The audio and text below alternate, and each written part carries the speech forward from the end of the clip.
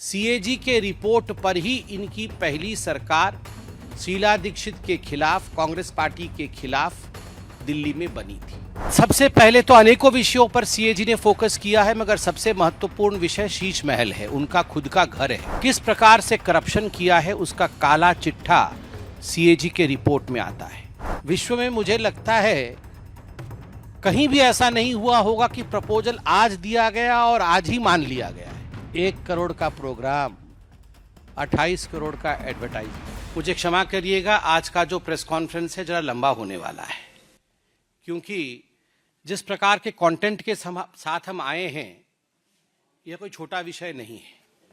CAG की report आई है, दिल्ली की सरकार किस प्रकार काम कर रही है। अरविंद केजरीवाल जी की सरकार के कामों का मुआयना controller and auditor general CAG उन्होंने किया है और वो रिपोर्ट आज पब्लिक हुई है, अखबारों में भी छपी है, मीडिया में भी विषय चल रहा है।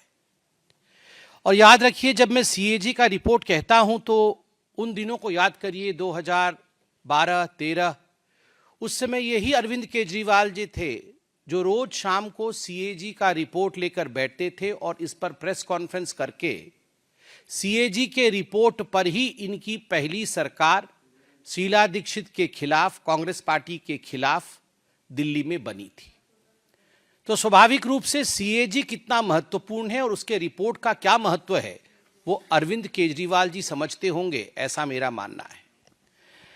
सबसे पहले तो अनेकों विषयों पर सीएजी ने फोकस किया है, मगर सबसे महत्वपूर्ण विषय शीश महल है, उनका खुद का घर है।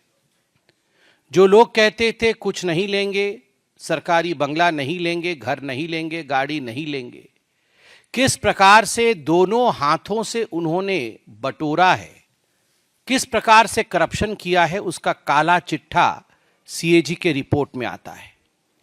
अब ये अरविंद केजरीवाल जी, उनका जो डेजिग्नेटेड घर है उसका एड्रेस है 6 फ्लैग स्टाफ रोड, आप सभी जानते हैं। अब ये फ्लैग स्टाफ रोड कोई आज का मकान नहीं है, जैसे यहाँ एमपीज के मकान होते हैं, सारे एमपी मिनिस्टर इत्यादि रहते हैं, ये पुराने जमाने के मकान हैं। कभी कभी इनमें रिनोवेशन होता है, रिनोवेशन होने के बाद ये रहने लायक बनते हैं, एक स्वाभाविक प्रक्रिया होती है। मगर आपको जान के आश्चर्य होगा कि सीएजी की रिपोर्ट कहती है कि 17 मार्च 2020, 17 मार्च 2020 को दिल्ली की पीडब्ल्यूडी डिपार्टमेंट ने एक प्रपोजल दिया कि इस 6 फ्लैग स्टाफ रोड को, केजरीवाल जी के मकान को रीमॉडलिंग करना होगा। और ये रीमॉडलिंग कोई छोटा मोटा काम नहीं होगा, ये पूरा डेमोलिश करके, एक सिंगल स्टोरी बिल्डिंग थी ये, उसको पूरा डेमोलिश करना होगा और उसके ऊपर एक एडिशनल स्टोरी बिल्डिंग बना करके एक और मंजिल ऐड करना होगा और बड़े रूप से इस मकान को बनाना होगा। और ये प्रपोजल दिया 17 मार्च 2020 को पीडब्ल्यूडी डिपार्टमेंट ने, और एक दिन के अंदर ही इस प्रपोजल को मान लिया गया। विश्व में मुझे लगता है कहीं भी ऐसा नहीं हुआ होगा कि प्रपोजल आज दिया गया और आज ही मान लिया गया है, तुरंत मान लिया गया। अब मान लिया गया तो क्या हुआ, तो एस्टिमेशन होती है, कोई बिल्डिंग बनेगा, उसको तोड़ा जाएगा, नई बिल्डिंग बनेगी, तो एक एस्टिमेटेड कॉस्ट निकालना पड़ता है कि इतना खर्चा होगा।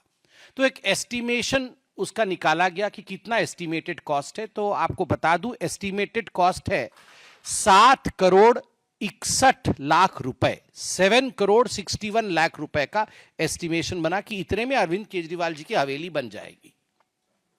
मगर बाद में टेंडर प्रोसेस होता है, एक तो एस्टिमेटेड कॉस्ट होता है, उसके बाद सरकार टेंडर निकालती है। तो टेंडर निकाला गया तो टेंडर का कॉस्ट 8 करोड़ 62 लाख रुपए का निकला। देश के मेंटर, बच्चे देश के मेंटर बनेंगे, तो एजुकेशन डिपार्टमेंट का है। 9 अक्टूबर 2021 से 26 अक्टूबर 2021 तक इन्होंने एडवर्टाइजमेंट किया। प्रोग्राम में कितना खर्चा हुआ, देश के मेंटर में सरकार ने कितना लगाया, अरविंद केजरीवाल जी ने 1.90 करोड़, लगभग 1 करोड़ 90 लाख रुपए लगाए। और एडवर्टाइजमेंट में कितना खर्चा हुआ, 27.90 करोड़। 1 करोड़ का प्रोग्राम, 28 करोड़ का एडवर्टाइजमेंट।